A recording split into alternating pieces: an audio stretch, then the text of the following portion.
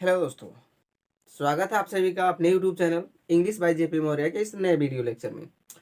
जैसा कि हम लोगों ने पिछले वीडियो लेक्चर्स में पूरा पार्ट्स ऑफ द सेंटेंस खत्म कर लिया था, तो आज इस वीडियो में सबसे पहले आप लोगों को पार्ट्स ऑफ द सेंटेंस जो खत्म हुआ था उसका रिवीजन थोड़ा सा करा दिया जाए। उसके बाद में फिर आप लोगों को आगे की यूनिट बताई जाए कि आप लोगों को आगे क्या पढ़ाया जाएगा, क्या चीज़ इसके बाद पढ़ना है। तो चलिए, आप लोगों के समय को बहुत ज़्यादा वेस्ट ना करते हुए आगे की तरफ हम लोग बढ़ते हैं। जैसा कि हम लोगों ने पिछले वीडियो में क्या क्या पढ़ा था, पिछले वीडियोज में हम लोगों ने सबसे पहले पढ़ा था इंग्लिश ग्रामर। सबसे पहले कौन सा इंग्लिश ग्रामर था, कहाँ से आया था।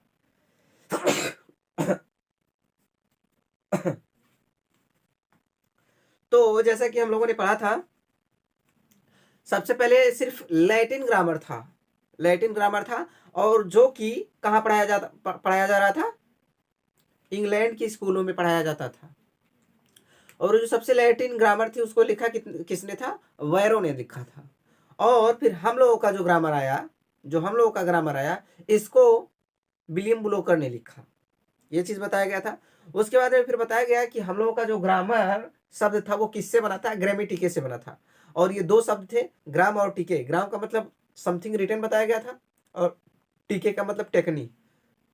और टेक्निक को हमारी भाषा में आर्ट कहा जाता है। आर्ट मतलब कला, मतलब कुछ लिखने की जो तरीका होती है वो ग्रामर कहलाती है, ऐसा कुछ बताया गया था। इन चीजों को जब बताया गया था आप लोगों को, उसके बाद में फिर आप लोगों को बताया गया था कि ग्रामर शुरू कहाँ से हुआ। जैसे हम लोग पढ़ रहे थे क्या, इंग्लिश ग्रामर।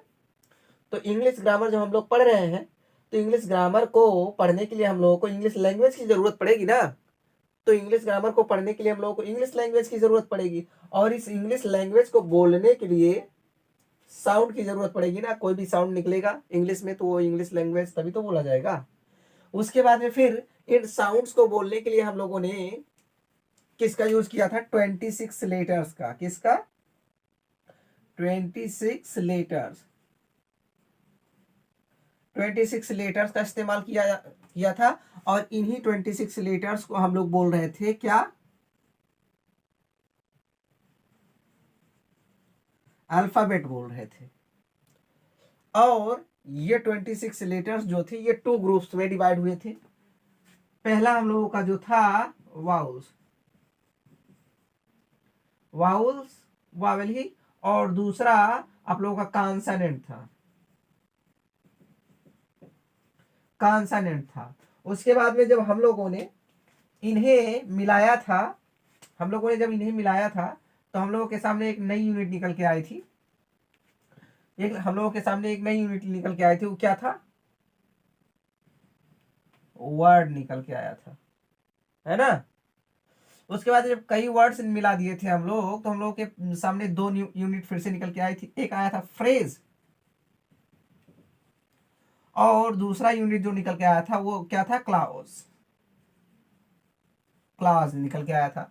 और जब इन फ्रेज और क्लाउजेस को हम लोगों ने मिलाया था तो हम लोगों के पास आया था एक नई यूनिट, सेंटेंस निकल के आया था। सेंटेंस को जब हम लोगों ने आगे बढ़ाया था तो हम लोगों के सामने नई यूनिट आई थी, क्या, पैसेज या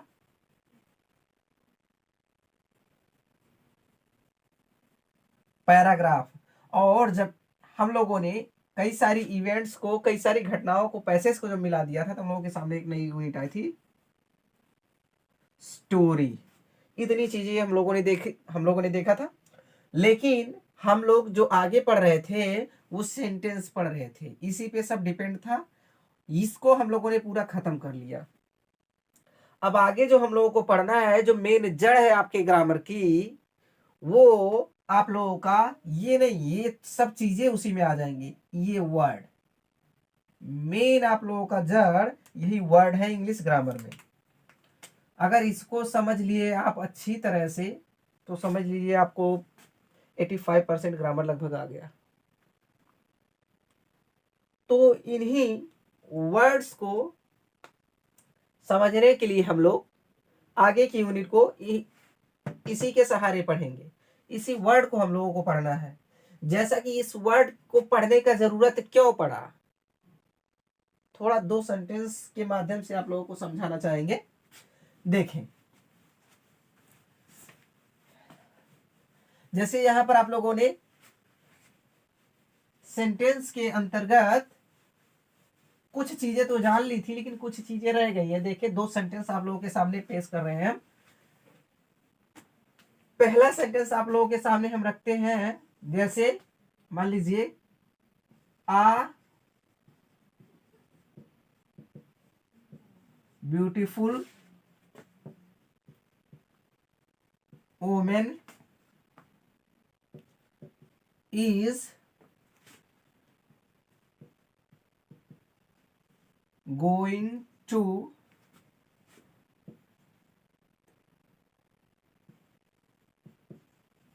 market।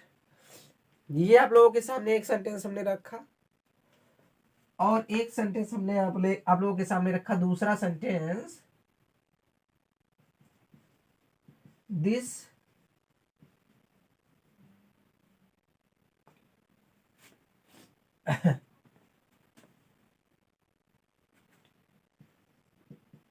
this mountain is very high and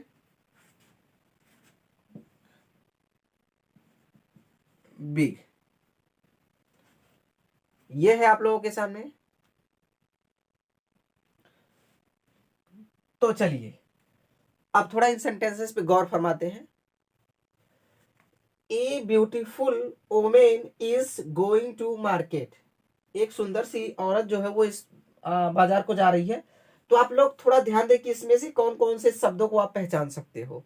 आप लोगों के सामने ये ए है, तो ए को आप लोगों ने बोलना चाहा था डिटर्मिनर, ये बताया गया था, पहचान सकते हो। चलिए कोई बात नहीं है। एक शब्द है तो आप, अगर एक शब्द है तो हेडवर्ड बोल रहे थे, एक से ज्यादा है तो पहले को क्वालिफायर, दूसरे को हेडवर्ड। लेकिन तीन शब्द होते थे तो पहले को डिटरमाइनर और दूसरे को आप लोग एडजेक्टिव बोलते थे, और तीसरा जो आप लोगों का होता था ये आप लोगों का हेडवर्ड होता था।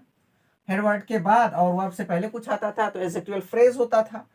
लेकिन आप लोगों के पास ये भी बताया गया था, है ना, is am are was were, ये आप लोगों को हेल्पिंग वर्ब के रूप में बताया गया था। ये गोइंग आप लोगों को बताया गया था, ट्रांजिटिव इंट्रांजिटिव और मेन वर्ब क्या चीज होती है, और आप लोगों को जिरेंड बताया जा रहा था तो ये भी बताया गया था।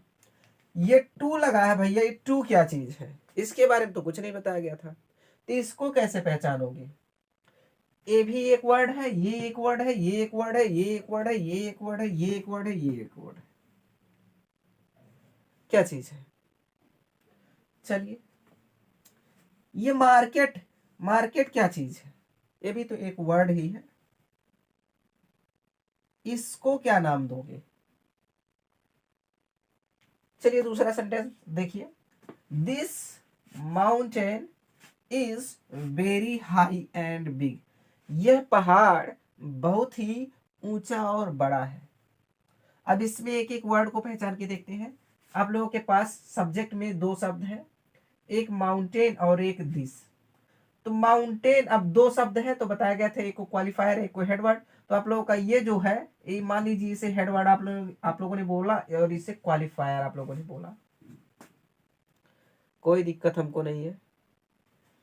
इज आप लोगों का हेल्पिंग वर्ब। ये बेरी, आप लोगों को बेरी के बारे में तो कभी नहीं बताया गया था उसमें। बेरी क्या चीज है? एक वर्ड ये भी तो है, इसको कैसे समझेंगे भाई? क्या चीज है ये? इसके बारे में भी तो नहीं बताया गया था। हाई ये क्या चीज है? ये भी एक वर्ड है, इसके बारे में नहीं बताया गया था। हाई एंड क्या चीज है? एंड, इसके बारे में भी तो नहीं बताया गया था। इस एंड को भी समझना पड़ेगा ना। एंड एक वर्ड है, बिग भी एक वर्ड है। इन सभी शब्द को भी तो समझना चाहिए भाई, आधा अधूरा जानकारी नहीं, ठीक है ना। तो ये जो पूरे टोटल शब्द हैं आप लोगों के पास, जब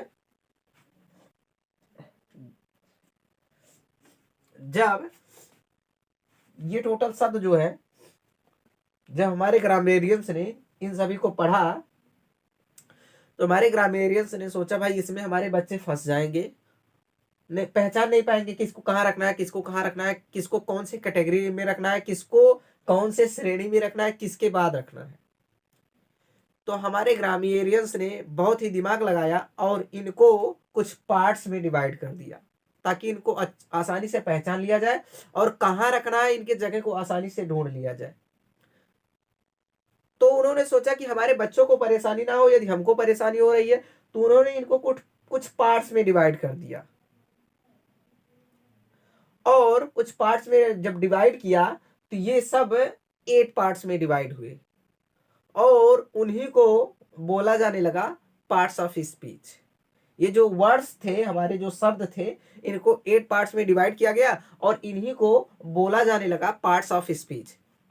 तो हमारा साथियों मेन मुद्दा ये है कि आज आप लोगों को उसी के बारे में चर्चा किया जाएगा आज के बाद, पार्ट्स ऑफ स्पीच के बारे में। यदि पार्ट्स ऑफ स्पीच आपने अच्छी तरह से पढ़ लिया, अच्छी तरह से पार्ट्स ऑफ स्पीच का नॉलेज ले लिया, तो ये पक्का जान लीजिए कि आप लोग ग्रामर के क्षेत्र में बहुत ही बेहतरीन लेवल पर पहुंच सकते हो। तो चलिए पहले हम लोग जानते हैं कि पार्ट्स ऑफ स्पीच होता क्या चीज है। What is parts of speech. चलिए स्टार्ट करते हैं।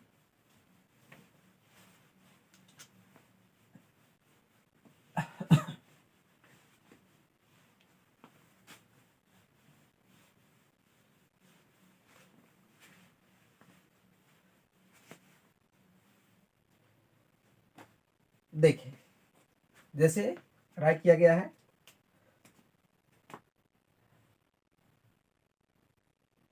पार्ट्स ऑफ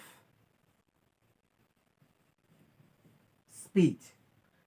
इसको अगर बोलना चाहे आप लोग बोल सकते हो शब्द के भेद, शब्द के भेद बोल सकते हो। कोई आप लोगों से पूछ लिया what is parts of speech, parts of speech क्या चीज है, तो आप लोग बोल सकते हो, आप लोग बोल सकते हो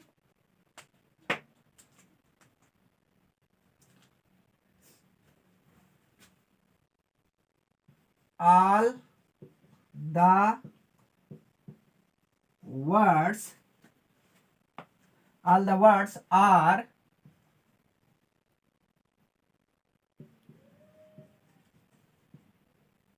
kept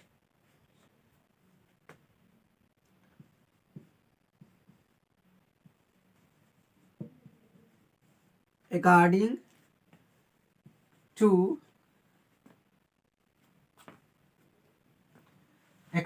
to their use and action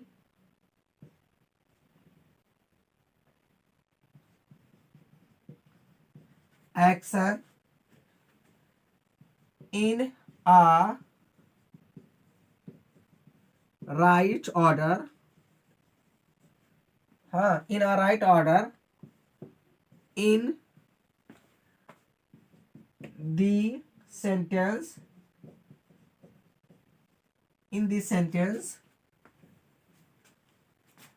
and these words are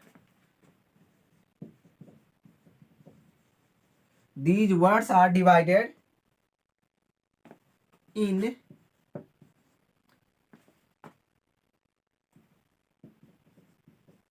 8 parts.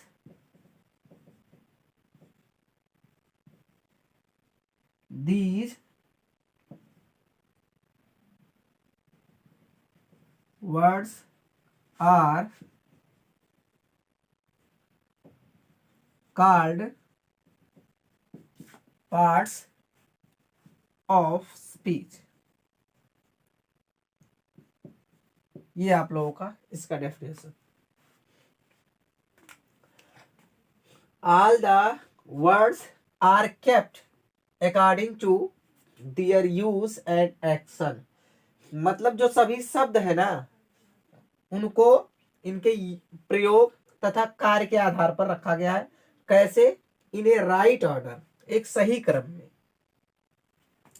फिर आगे बोल रहा है कि इन द सेंटेंस, वाक्य में, मतलब वाक्य में उनको उनका काम क्या है और उनका प्रयोग कैसे किया गया है, इस चीज को देखते हुए सही क्रम में उनको एक वाक्य में रख दिया गया है। फिर आगे बोला गया कि and these words are divided in 8 parts, और ये जो शब्द है इनको 8 पार्ट में बांटा गया। हाँ, these words are called parts of speech, और यही जो शब्द है जो बांटे गए इन्हीं को पार्ट्स ऑफ स्पीच कहते हैं। ये आप लोगों का इसका डेफिनेशन है।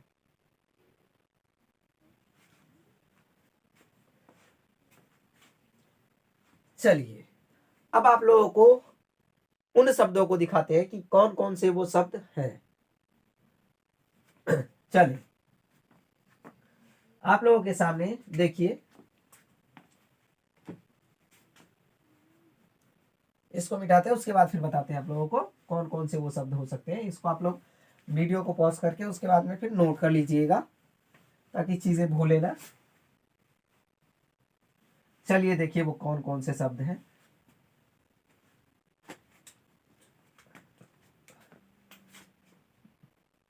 पहला जो वर्ड आप लोगों के सामने आएगा वो आएगा नाउन। नाउन जिसे आप लोग हिंदी में संज्ञा बोल सकते हो, संज्ञा। दूसरा वर्ड जो आप लोगों के सामने आएगा,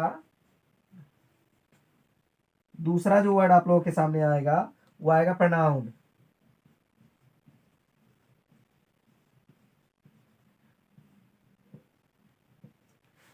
प्रोनाउन, बहुत से बच्चे हैं इसे प्रोनाउन करके बोलते हैं, तो ये प्रोनाउन नहीं है, प्रोनाउन।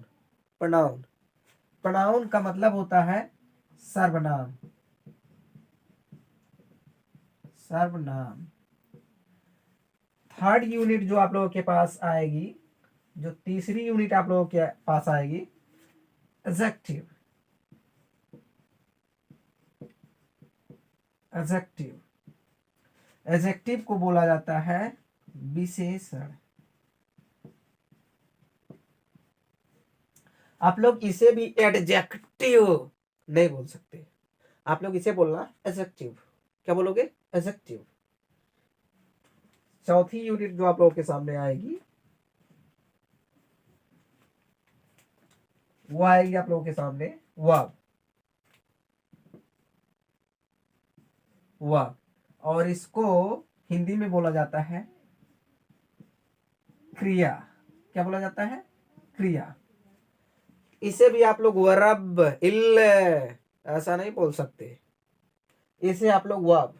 क्या बोलोगे? वर्ब। वर्ब का मतलब होता है क्रिया।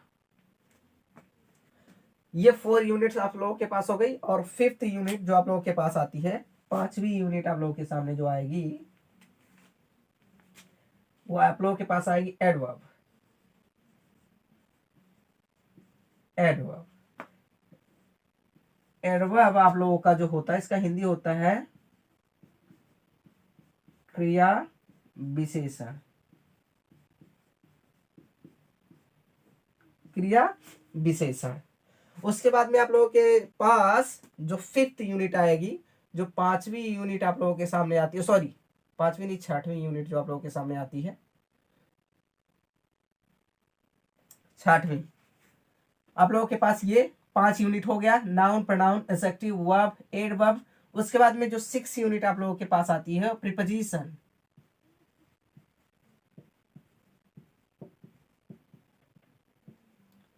प्रीपोजिशन, प्रीपोजिशन का हिंदी आप लोगों का होता है संबंध बोधक। जो आप लोगों के पास 7वीं यूनिट आती है वो आप लोगों के पास आती है कंजंक्शन।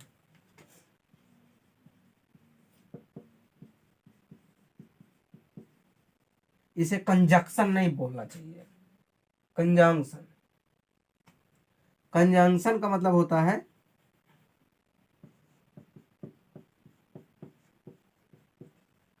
संयोजक।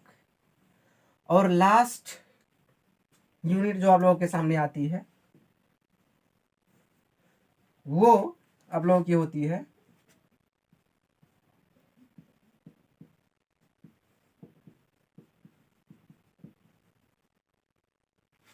इंटरजेक्शन।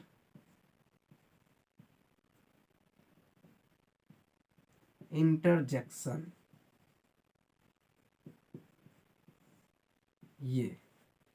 ये टोटल यूनिट आप लोगों के पास आती है पार्ट्स ऑफ स्पीच में। इसको नोट करें, उसके बाद में फिर आगे की चीज आप लोगों को समझाई जाए। चलिए नोट कीजिए।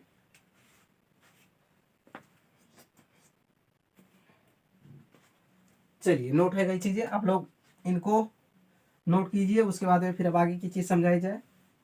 अब इसमें से एक एक यूनिट आप लोगों को निकाल करके इसमें से बताया जाएगा, और इन सबको बहुत ही अच्छे तरह से अच्छे लेवल पर समझाया जाएगा। कोई आप लोगों को दिक्कत नहीं होने पाएगी।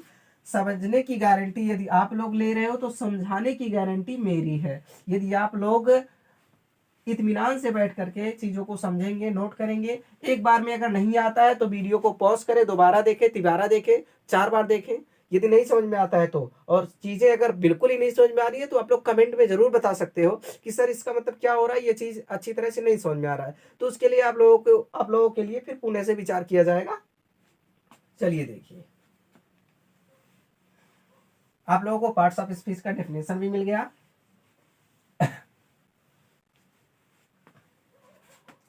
अब जो आप लोगों के सामने पहली यूनिट जो आएगी आप लोगों के सामने, पार्ट्स ऑफ स्पीच की जो पहली यूनिट आएगी वो होगी आप लोगों के सामने, पहली यूनिट जो होगी वो होगी क्या? नाउन। क्या होगी? नाउन। नाउन जिसे आप लोग हिंदी में बोलते हो संज्ञा। संज्ञा बोलते हो इसे। ओके, कोई आप लोगों से पूछ लिया व्हाट इज नाउन, तो आप लोग क्या बोलोगे? तो सिंपली नॉर्मली आप लोग इसका ऐसे definition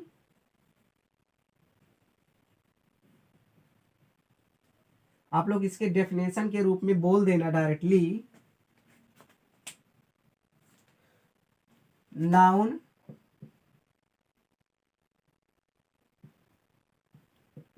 is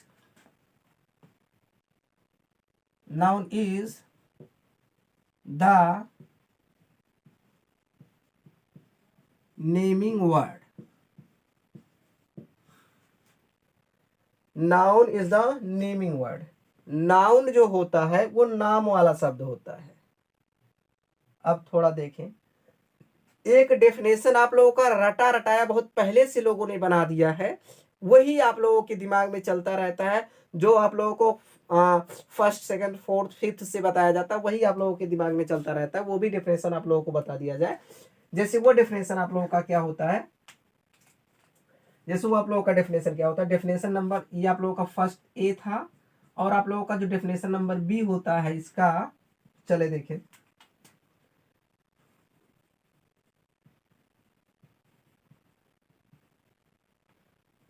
definition number B ये आप लोग बोलते हो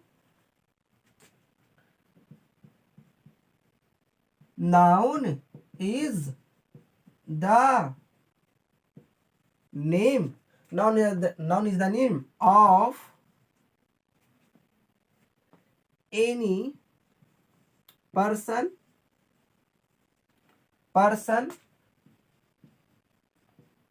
place or thing. Noun is the name of any person place or thing। मतलब नाउन जो होता है वो किसी व्यक्ति वस्तु या स्थान के नाम को कहते हैं।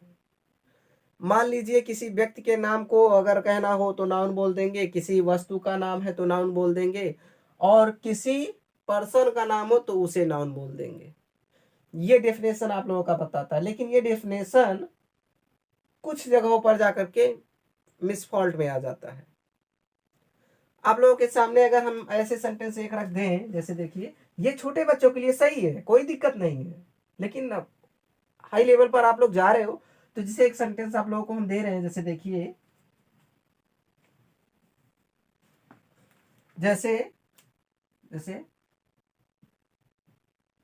आ,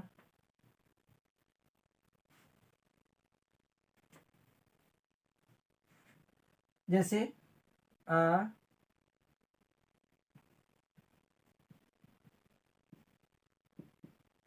swimming is good for our health. ऐसा आप लोगों ने लिखा, swimming is good for our health, तैरना हमारे स्वास्थ्य के लिए लाभदायक है। व्हाट, क्या, तैरना।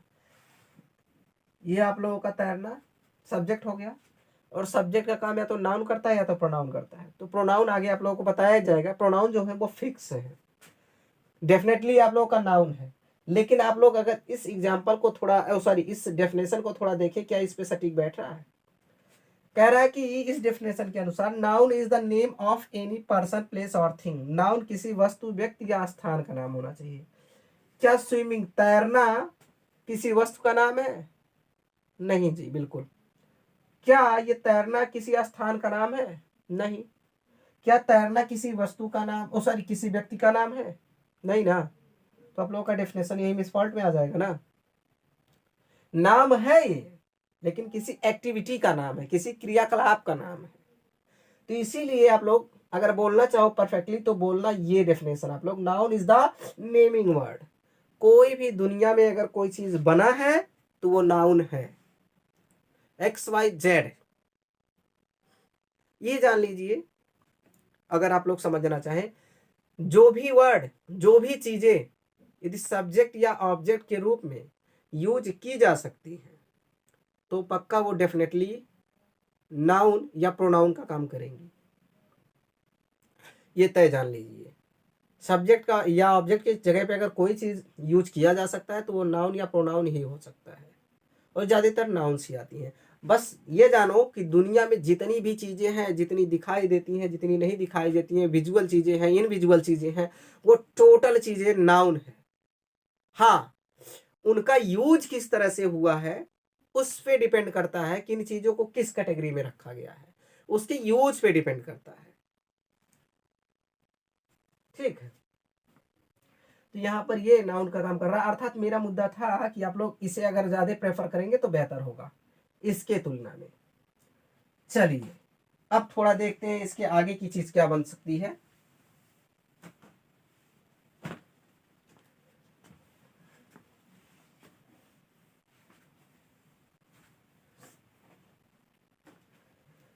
तो बताया गया noun is the naming word. Noun जो है वो नाम वाला शब्द है। अब जैसे, और दूसरे में आप लोगों को बताया गया पर्सन का नाम हो सकता है, प्लेस का नाम हो सकता है, थिंग का नाम हो सकता है। तो सबसे पहले हम लोग पर्सन का नाम ले लेते हैं।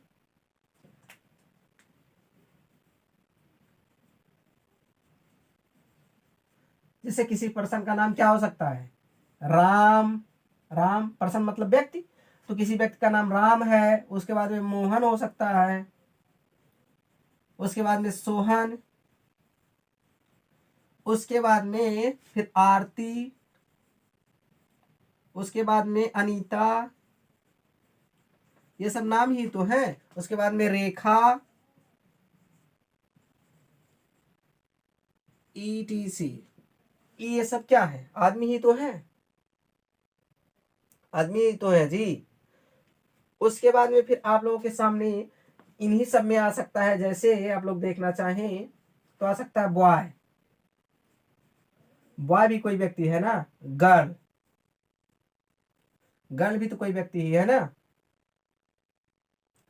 उसके बाद में आप लोगों का आ जाएगा इसके अनुसार पर्सन हो गया, फिर प्लेस। अगर किसी प्लेस की बात की जाए, प्लेस की अगर आप लोग बात करेंगे तो जैसे हो गया दिल्ली, गोवा,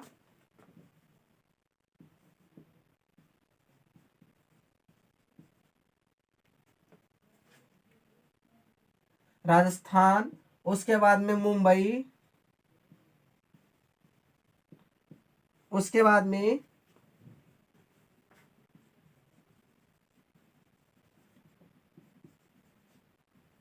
कर्नाटका,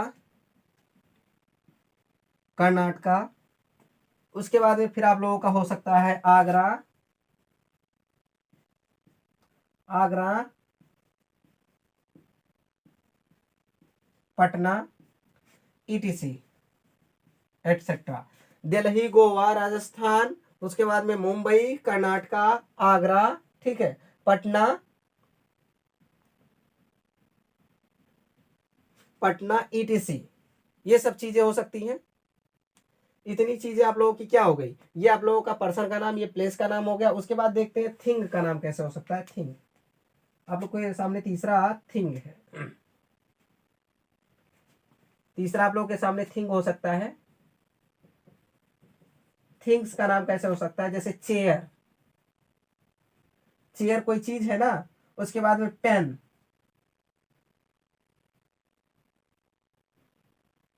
उसके बाद में फिर बी,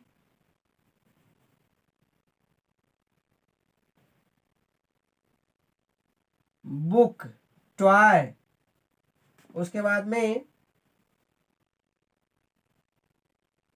ग्लास, कॉपी,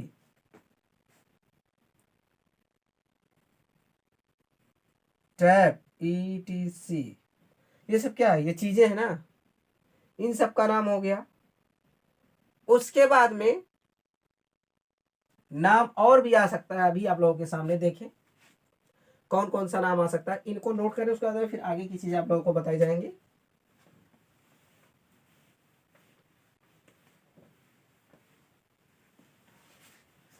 देखें उसके बाद में किस चीज का नाम हो सकता है, जैसे और एनिमल्स हो सकता है ना, एनिमल्स। एनिमल्स का नाम कैसे हो सकता है, देखें आप लोग। एनिमल्स जैसे आप लोगों के पास हो सकता है, जैसे हॉर्स हो गया, टाइगर हो गया, उसके बाद में लायन हो गया,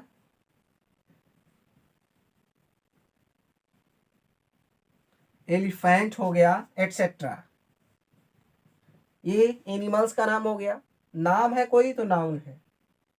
उसके बाद में फिर आप लोगों के पास जैसे हो सकता है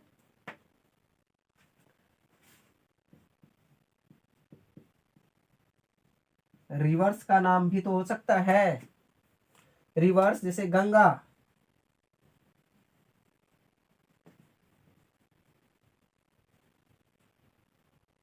यमुना,